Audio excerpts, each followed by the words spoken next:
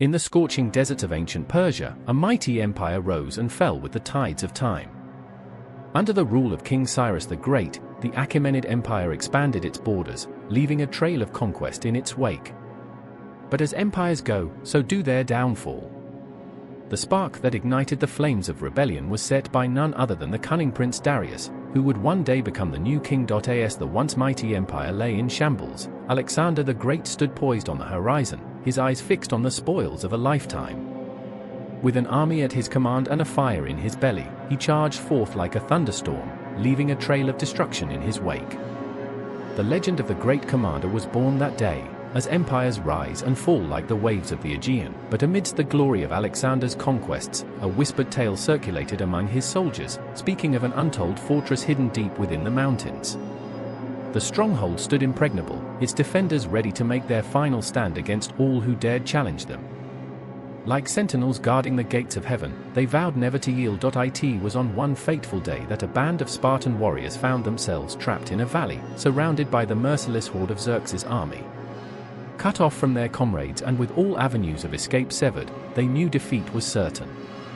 But even as despair crept into their hearts, the 300 Spartans steeled themselves for one final, glorious stand. As the annals of history record, there lived a single warrior, Shaka Zulu, who united his fractured tribes beneath a banner of strength and willpower.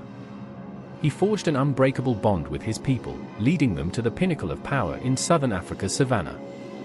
The land itself trembled at the mere mention of his name, but even as glory reached its zenith, corruption seeped into the Zulu kingdom like a cancer, infecting even its greatest leaders. Brother was pitted against brother, loyalty lost all meaning as petty squabbles rent the very fabric of their society. In this climate of treachery and chaos, no end could be seen to the turmoil. On another distant battlefield, the once mighty Mongol horde clashed with the armies of Kublai's Qin dynasty in a conflict for the ages. The two powers would not yield an inch, the earth itself quaking beneath their armor-clad warhorses' hooves. Amidst this tempestuous struggle, it was unclear who among these titans of might would emerge victorious. It is said that among the legions who fought and fell under Napoleon's banners, few were spared the ravages of war.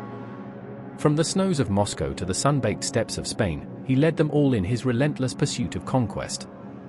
Yet, buried beneath these sweeping canvases of destruction lies a more intimate tale, that of love, loss, and loyalty. As legend has it, Attila the Hun's final campaign was his most grandiose display of brutality yet.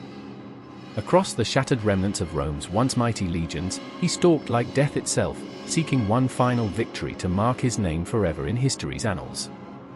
Behind him trailed a tidal wave of devastation so widespread that even the gods themselves are said to have wept. In the sweltering jungles where civilizations long forgotten slumber beneath the forest floor, the greatest siege in human memory took place, the conquests of Samarkand by Timur, the Lame.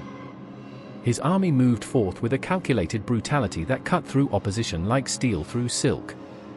Every last stronghold would bow to his superior will. In one battle-forged evening under desert sands so red they seemed wet, Genghis Khan and his Mongol horde stormed the fated fortress at Samarkand's heart, unleashing an inferno upon the people within. Walls crumbled, smoke hung heavy in the air as, beneath the relentless onslaught of arrows and steel, the besieged defenders stood resolute, to the last man standing.